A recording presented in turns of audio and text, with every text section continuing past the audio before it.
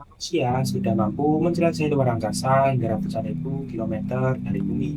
Para astronot bahkan bisa mencapai bulan yang jaraknya sekitar 384.000 kilometer, sebuah pencapaian yang luar biasa dalam sejarah sains dan juga teknologi.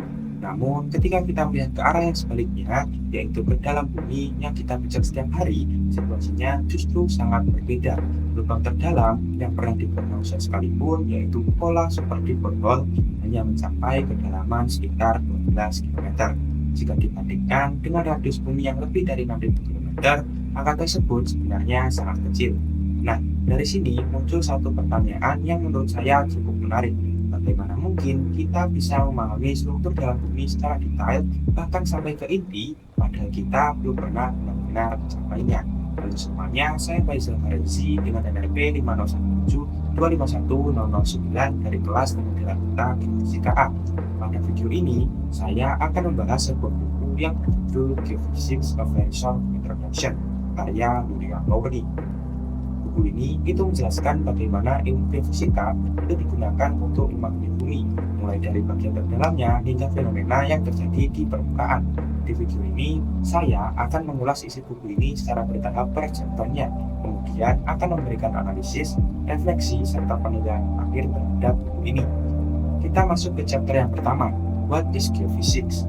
Kalau kita kembali ke pertanyaan tadi tentang bagaimana manusia itu bisa memahami bagian dalam bumi tanpa benar-benar mencapainya, jawabannya itu ada pada satu bidang ilmu yang disebut geofisika. Di chapter pertama buku ini, William Lowry tidak langsung masuk ke definisi yang kaku. Justru dia memulai dengan sebuah cerita pengalaman pribadinya saat melakukan eksplorasi di Kanada. Dari situ, kita bisa melihat bahwa geofisika itu bukan hanya tentang teori, tapi juga tentang bagaimana ilmu ini diterapkan langsung di lapangan untuk mencari informasi yang tidak terlihat. Secara sederhana, geofisika adalah ilmu yang menggunakan prinsip-prinsip fisika untuk mempelajari bumi, mulai dari permukaan hingga bagian terdalamnya. Artinya, kita tidak benar-benar melihat ke dalam bumi, tapi kita menginterpretasikan data fisik seperti gelombang, medan gravitasi, atau juga medan magnet. Hal yang menurut saya menarik itu adalah perbedaan antara geofisika dan eksperimen fisika pada umumnya. Jika kita ketahui dalam fisika, kita bisa mengontrol kondisi di laboratorium. Namun dalam geofisika, kita tidak bisa mengontrol bumi. Kita hanya bisa mengamati apa yang sudah terjadi di alam, lalu kita akan mencoba untuk memahaminya. Selain itu, buku ini itu juga menekankan bahwa proses yang terjadi di bumi itu memiliki skala waktu yang sangat luas. Ada yang berlangsung sangat cepat, seperti gempa bumi yang terjadi dalam hitungan detik, tapi ada juga proses yang berjalan sangat lambat, seperti pergerakan plate tektonik yang bisa memakan waktu selama jutaan tahun. Menariknya, meskipun proses tersebut sangat lambat, jejaknya tetap bisa kita pelajari melalui data geofisika. Penulis juga sedikit membawa kita ke sejarah, bagaimana geofisika itu berkembang dari apa yang dulu disebut sebagai natural philosophy, hingga akhirnya bisa menjadi ilmu modern yang didukung oleh tokoh-tokoh seperti Copernicus, Kepler, Galileo, dan juga Newton. Perkembangan ini kemudian semakin pesat dengan munculnya seismologi, yang memungkinkan kita untuk memahami struktur dalam bumi serta plate tektonik yang menjelaskan bagaimana permukaan bumi itu terus bergerak dan terus berubah. Di era modern ini, kemajuan teknologi seperti satelit dan GPS itu membuat pengukuran menjadi jauh lebih akurat. Bahkan, kita itu bisa mendeteksi pergerakan permukaan bumi dalam skala milimeter per tahun. Dari sini terlihat bahwa geofisika itu bukan hanya ilmu teoritis, tapi juga memiliki banyak aplikasi praktis, mulai dari eksplorasi sumber daya alam hingga mitigasi bencana. Kita masuk ke chapter yang kedua, yaitu planet Earth. Setelah memahami apa itu geofisika pada chapter sebelumnya, kita diajak untuk melihat bumi dari sudut pandang yang lebih luas. Di chapter kedua ini, pembahasan itu tidak langsung dimulai dari bumi itu sendiri, tetapi justru dari perspektif luar angkasa. Penulis ingin menggambarkan bagaimana jika kita melihat bumi dari luar, terutama pada sisi malam, kita bisa melihat cahaya kota yang tersebar di permukaan. Nah, dari situ muncul kesadaran bahwa bumi itu bukan hanya objek geologi, tetapi juga bagian dari sistem yang jauh lebih besar. Penulis kemudian membawa kita ke konsep dasar yang sangat penting, yaitu hukum-hukum fisika yang mengatur perilaku bumi sebagai sebuah planet. Salah satunya itu adalah hukum kekekalan energi, yang menyatakan bahwa energi itu tidak dapat diciptakan atau dimusnahkan, tetapi hanya dapat berubah bentuk. Selain itu, ada juga konsep momentum sudut yang menjelaskan mengapa benda yang berotasi seperti bumi itu memiliki perilaku tertentu yang tetap konsisten. Nah, dari sini pembahasan mulai berkembang ke asal-usul tata surya. Dijelaskan bahwa sekitar 4,5 miliar tahun yang lalu, tata surya itu terbentuk dari awan gas dan debu yang mengalami keruntuhan akibat gaya gravitasi. Proses ini itu kemudian membentuk matahari di pusat, serta material yang tersisa itu membentuk planet-planet termasuk bumi. Menariknya, bumi pada awalnya itu belum memiliki struktur seperti sekarang. Proses diferensiasi terjadi ketika material berat seperti besi dan nikel itu tenggelam ke bagian dalam, membentuk inti, sementara material yang lebih ringan itu termantel dan kerak. Inilah yang akhirnya menghasilkan struktur berlapis pada bumi. Selain itu, penulis juga menjelaskan bagaimana planet-planet dalam tata surya itu memiliki karakteristik yang berbeda-beda. Planet bagian dalam seperti Merkurius, Venus, Bumi, dan juga Mars itu cenderung berbatu, sedangkan planet luar seperti Jupiter dan Saturnus itu didominasi oleh gas. Pembahasan itu kemudian masuk ke bagaimana bumi bergerak. Bumi itu tidak hanya berotasi pada porosnya, tetapi juga mengelilingi matahari dalam orbit yang berbentuk elips. Hal ini itu dijelaskan melalui hukum Kepler dan gravitasi Newton yang menjadi dasar dalam memahami gerak planet. Salah satu yang cukup menarik adalah bagaimana perubahan kecil dalam posisi dan gerakan bumi itu ternyata memiliki dampak yang besar. Misalnya, kemiringan suhu bumi itu menyebabkan terjadinya musim. Selain itu, variasi dalam orbit bumi juga dapat mempengaruhi iklim dalam jangka yang panjang. Penulis juga membahas fenomena seperti precession dan variasi orbit yang terjadi dalam skala waktu yang sangat panjang. Perubahan-perubahan ini dikenal sebagai siklus Milankovitch yang berperan dalam perubahan iklim bumi selama ratusan ribu tahun. Di bagian lain, dijelaskan bahwa bumi itu bukanlah benda yang benar-benar kaku. Bumi itu dapat mengalami sedikit perubahan bentuk akibat rotasi, bahkan mengalami gerakan kecil seperti yang disebut Chandler wobble, yaitu pergeseran kecil pada suhu rotasi bumi. Dari keseluruhan chapter ini, menurut saya, penulis itu ingin menunjukkan bahwa untuk memahami bumi, kita itu tidak bisa hanya melihatnya sebagai objek yang berdiri sendiri. Bumi adalah bagian dari sistem fisika yang lebih besar, yang diatur oleh hukum-hukum fundamental alam semesta. Kita masuk ke chapter yang ketiga, Seismology and the Earth's Internal Structure. Setelah pada chapter sebelumnya, kita melihat bumi sebagai bagian dari sistem yang lebih besar. Pada chapter ketiga ini, pembahasan itu mulai masuk lebih dalam, yaitu bagaimana kita itu bisa mengetahui struktur internal bumi. Nah, menariknya, kita tetap tidak melihat langsung ke dalam bumi. Sebaliknya, kita menggunakan gelombang gempa sebagai alat untuk memahaminya. Cabang ilmu yang mempelajari hal ini itu disebut seismologi. Ketika terjadi gempa bumi, energi yang dilepaskan itu akan merambat dalam bentuk gelombang ke seluruh bagian bumi. Gelombang ini itu kemudian direkam oleh alat yang disebut sebagai seismometer. Dari data gelombang inilah, para ilmuwan itu bisa memahami apa yang ada di dalam bumi. Ada dua jenis gelombang utama yang dibahas dalam buku ini, yaitu gelombang P dan juga gelombang S. Gelombang P atau primary wave itu adalah gelombang yang merambat paling cepat. Gelombang ini itu bisa melewati berbagai medium, baik padat, cair, maupun gas. Sedangkan gelombang S atau secondary wave itu dia merambat lebih lambat dan hanya bisa melalui material padat. Gelombang ini itu tidak bisa melewati fluida. Nah, perbedaan sifat inilah yang menjadi kunci utama dalam memahami struktur dalam bumi. Sebagai contoh, ketika terjadi gempa, gelombang S itu tidak akan terdeteksi pada bagian tertentu di sisi lain bumi. Hal ini menunjukkan bahwa ada bagian dalam bumi yang bersifat cair, yaitu inti luar. Sementara itu, gelombang B akan mengalami pembelokan atau refraksi ketika melewati batas antar lapisan dengan sifat fisik yang berbeda. Dari pola pembelokan ini, para ilmuwan itu dapat memperkirakan batas-batas lapisan di dalam bumi. Melalui analisis gelombang ini, akhirnya diketahui bahwa bumi itu memiliki struktur berlapis yang terdiri dari kerak, mantel, inti luar, dan juga inti dalam. Nah, yang menarik, pengetahuan ini itu tidak didapat dari pengukuran langsung, tetapi sepenuhnya dari interpretasi data gelombang gempa. Selain itu, buku ini juga menjelaskan bahwa gelombang gempa itu tidak hanya berasal dari gempa bumi saja. Getaran kecil yang terjadi secara terus-menerus di bumi itu juga bisa dianalisis untuk memahami struktur bawah permukaan. Nah, dengan perkembangan teknologi, jaringan seismometer kini tersebar di seluruh dunia. data dari berbagai lokasi ini kemudian digabungkan untuk menghasilkan gambaran yang semakin detail tentang bagian dalam bumi. Bahkan, teknik seperti tomografi seismik memungkinkan kita untuk membuat citra 3 dimensi dari struktur dalam bumi, mirip seperti CT scan pada tubuh manusia. Nah, dari chapter ini, menurut saya, hal yang paling menarik itu adalah bagaimana sesuatu yang tidak terlihat sama sekali itu bisa dipahami dengan sangat detail hanya dari jumlah saja. Nah, ini menunjukkan bahwa geofisika itu bukan hanya tentang mengumpulkan data, tetapi juga tentang bagaimana kita itu menerjemahkan sinyal menjadi informasi yang bermakna. Kita masuk ke chapter keempat, Seismicity, The Restless Earth. Setelah pada chapter sebelumnya, kita memahami bagaimana gelombang gempa itu digunakan untuk melihat ke dalam bumi. Pada chapter keempat ini, bahasan beralih ke sumber dari gelombang tersebut, yaitu gempa bumi itu sendiri. Chapter ini menunjukkan bahwa bumi sebenarnya bukan sistem yang diam. Justru sebaliknya, bumi adalah sistem yang terus bergerak dan berubah. Inilah yang membuatnya disebut sebagai restless earth atau bumi yang selalu aktif.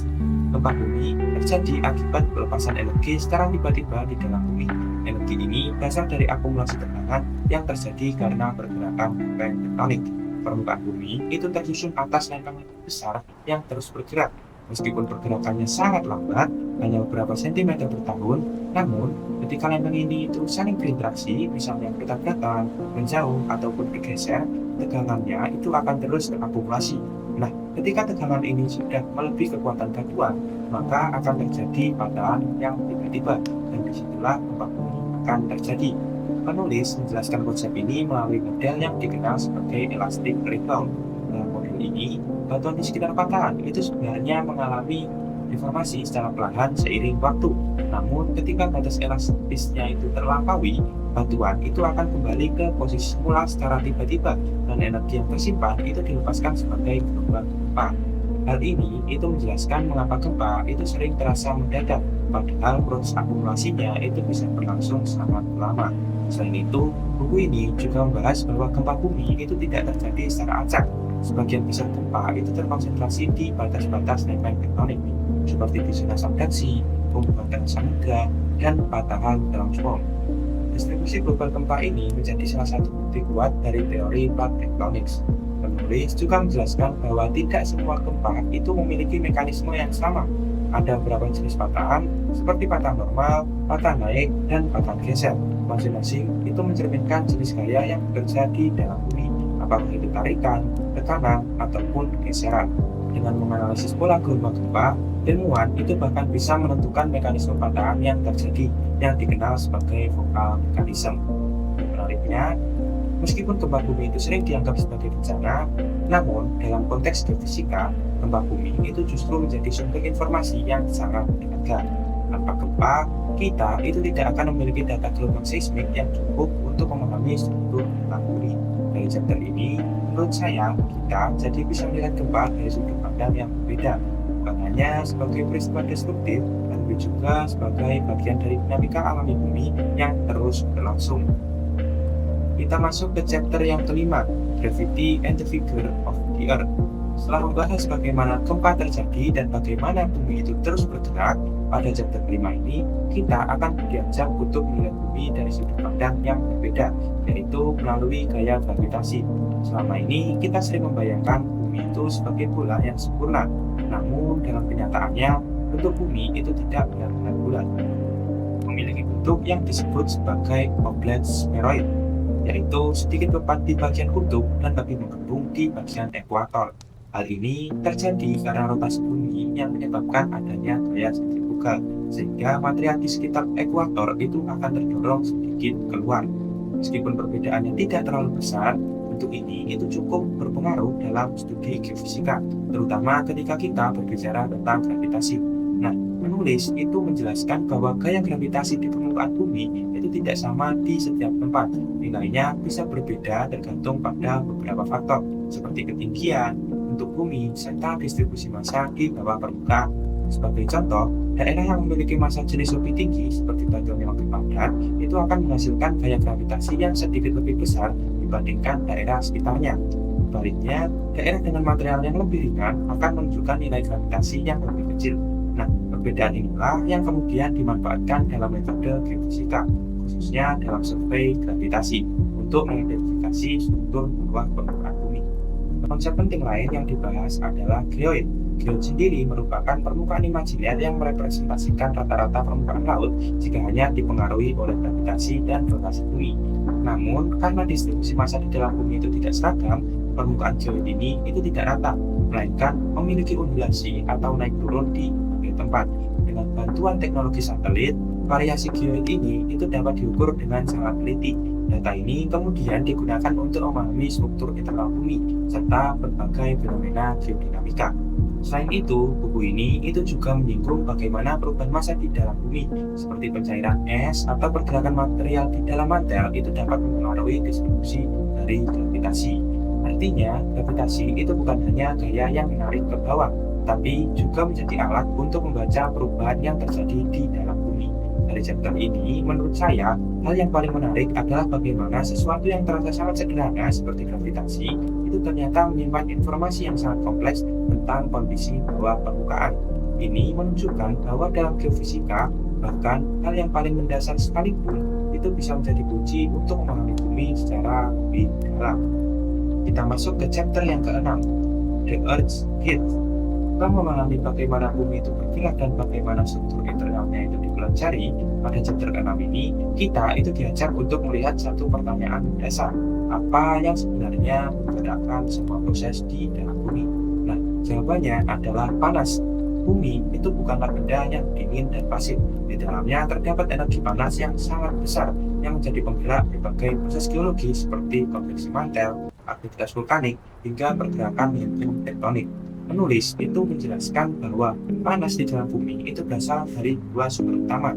Yang pertama itu adalah sisa panas dari proses pembentukan bumi sekitar 4,5 miliar tahun yang lalu, di mana pada saat itu energi dari tumbukan dan kompresi material itu menghasilkan suhu yang sangat tinggi. Yang kedua itu adalah panas yang dihasilkan dari keluaran unsur-unsur radioaktif di dalam bumi seperti uranium, thorium, dan kalium. Proses ini masih berlangsung hingga sekarang dan menjadi sumber panas yang terus-menerus. Panas dari dalam bumi ini itu kemudian mengalir ke permukaan melalui proses yang disebut sebagai heat flow. Namun, aliran proses ini itu tidak terjadi secara merata di seluruh permukaan bumi.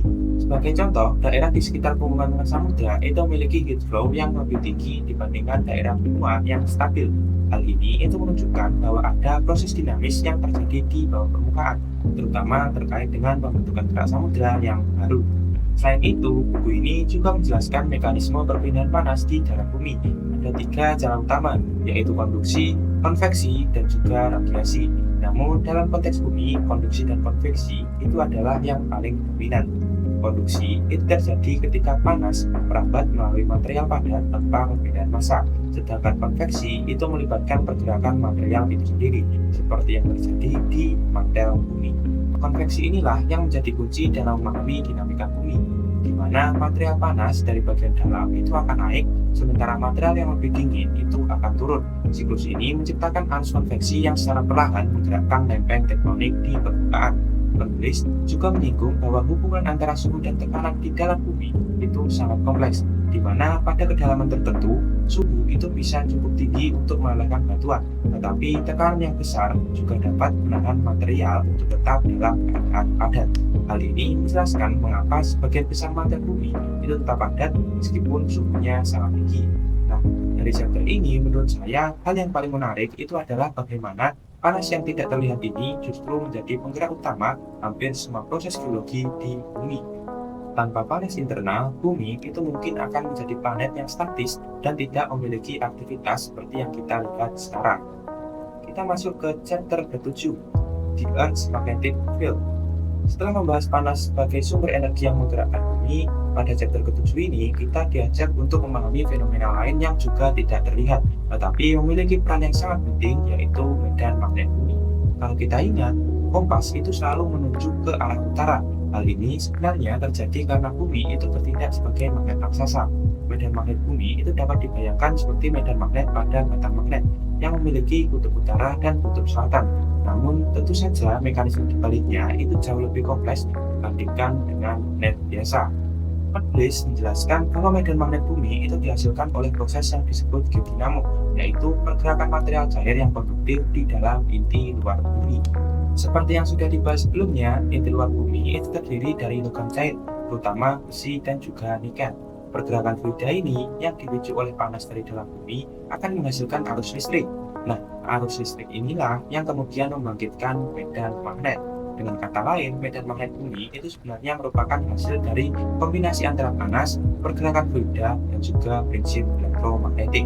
Menariknya, medan magnet bumi itu tidak bersifat statis. Medan ini itu terus berubah seiring waktu. Bahkan, dalam skala waktu geologi, kutub magnet bumi itu bisa mengalami pembalikan yang dikenal sebagai magnetic reversal. Artinya, kutub utara dan selatan magnet bumi itu bisa saling bertukar posisi. Dan fenomena ini itu terjadi secara berkala dalam sejarah bumi, dan jejaknya itu bisa ditemukan pada batuan, terutama di dasar samudra. Nah, ketika magma itu keluar dan membeku, mineral-mineral di dalamnya itu akan mengunci arah medan magnet pada saat itu. Dan dengan mempelajari pola ini, ilmuwan itu dapat merekonstruksi sejarah perubahan medan magnet bumi. Penemuan ini itu juga menjadi salah satu bukti penting dalam mendukung teori plate tectonics, karena pola magnetik di dasar samudra itu menunjukkan simetri di kedua sisi hubungan tengah samudra. Selain itu, medan magnet bumi itu juga memiliki peran penting sebagai pelindung. Medan ini itu membentuk magnetosfer, yaitu lapisan pelindung yang melindungi bumi dari partikel bermuatan yang berasal dari matahari. Tanpa medan magnet, radiasi dari matahari itu dapat merusak atmosfer dan membahayakan kehidupan di bumi. Nah, dari chapter ini menurut saya, hal yang paling menarik itu adalah bagaimana sesuatu yang tidak bisa kita lihat secara langsung itu ternyata memiliki peran yang sangat besar, bahkan dalam menjaga keberlangsungan kehidupan di bumi. Hal ini kembali menunjukkan bahwa geofisika itu bukan hanya tentang memahami bumi, tapi juga tentang memahami bagaimana bumi itu bisa menjadi tempat yang layak untuk dihuni. Kita masuk ke chapter yang terakhir atau chapter ke-8, Afterthoughts. Setelah membahas berbagai aspek bumi mulai dari struktur internal, gempa, gravitasi, panas, hingga medan magnet, pada chapter terakhir ini penulis akan mengajak kita untuk melihat geofisika secara menyeluruh. Nah, chapter ini itu tidak lagi berfokus pada satu fenomena tertentu, tetapi lebih kepada bagaimana semua konsep tersebut itu saling terhubung dalam memahami bumi sebagai satu sistem yang utuh. Penulis menekankan bahwa geofisika itu berkembang sangat pesat seiring dengan kemajuan teknologi. Kemampuan untuk mengumpulkan data dalam jumlah besar, baik dari darat, laut, maupun satelit, telah mengubah cara kita untuk memahami bumi secara signifikan. Namun, di sisi lain, semakin banyak data juga berarti tantangan yang semakin besar dalam menginterpretasikannya.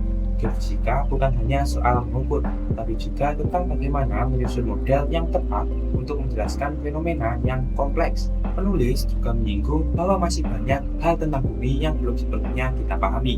Meskipun kita sudah memiliki gambaran tentang struktur dan dinamika bumi, masih ada banyak pertanyaan yang terbuka, terutama terkait proses yang terjadi jauh di dalam material dan juga inti.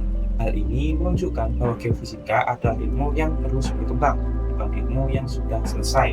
Selain itu, geofisika juga memiliki peran yang sangat penting dalam kehidupan manusia, tidak hanya untuk memahami bumi secara ilmiah, tetapi juga untuk kebutuhan praktis, seperti eksplorasi sumber daya, mitigasi bencana, dan pemantauan perubahan lingkungan.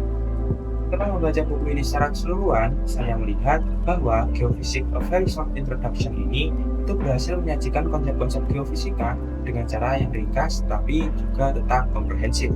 Secara isi, buku ini itu memiliki kelebihan pada cara penyampaiannya yang sistematis, di mana penulis itu tidak langsung masuk ke konsep yang terlalu teknis, tetapi membangun pemahaman secara bertahap, mulai dari gambaran umum tentang bumi, kemudian masuk ke struktur internal, dinamika, hingga fenomena seperti medan magnet.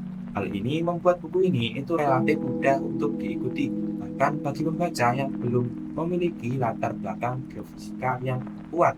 Selain itu, penggunaan pendekatan berbasis fenomena seperti gempa bumi, gravitasi, dan juga medan magnet itu membuat konsep yang abstrak itu menjadi lebih konkret. Pembaca itu tidak hanya memahami teori, tapi juga melihat bagaimana teori tersebut itu digunakan untuk menjelaskan kondisi nyata di bumi. Namun, di sisi lain, karena buku ini itu bersifat pengantar, beberapa pembahasannya itu terasa cukup singkat dan tidak terlalu mendalam. Bagi pembaca yang ingin memahami secara teknis, tentu masih diperlukan referensi tambahan. Jadi, buku ini itu lebih cocok sebagai fondasi awal, bukan sebagai sumber utama untuk pembahasan lanjutan. Dari sudut pandang saya, sebagai mahasiswa teknik geofisika, buku ini itu memberikan perspektif yang cukup menarik, di mana selama ini konsep-konsep yang dipelajari di kelas itu sebenarnya sudah saling berkaitan, seperti seismologi, gravitasi, dan juga geomagnetik. Namun melalui buku ini, keterkaitan tersebut itu terasa menjadi lebih jelas dan lebih utuh, karena semuanya itu dijelaskan dalam satu kerangka yang sama, yaitu bumi sebagai satu sistem. Buku ini juga membuat saya lebih memahami bahwa geofisika itu bukan hanya soal perhitungan atau pengolahan data, tetapi juga tentang bagaimana kita itu membangun interpretasi terhadap sesuatu yang tidak bisa kita lihat secara langsung. Selain itu, saya juga menyadari bahwa meskipun teknologi sudah sangat berkembang, masih banyak hal tentang bumi yang belum kita pahami sepenuhnya. Hal ini justru menunjukkan bahwa bidang geofisika itu masih memiliki ruang yang sangat luas untuk dikembangkan. Secara keseluruhan, saya memberikan rating 4,5 dari 5 untuk buku ini. Buku ini itu sangat baik sebagai pengantar karena mampu menjelaskan konsep yang kompleks dengan bahasa yang relatif sederhana, serta memberikan gambaran besar tentang bagaimana bumi itu bekerja dari sudut pandang geofisika. Namun, untuk pembelajaran yang lebih mendalam, buku ini itu tetap perlu dilengkapi dengan referensi lain yang lebih teknis. Sebagai mahasiswa teknik geofisika, buku ini itu memberikan saya gambaran yang lebih utuh tentang bidang yang saya pelajari, sekaligus menyadarkan bahwa masih banyak hal tentang bumi yang belum kita pahami. Sekian dari saya, terima kasih.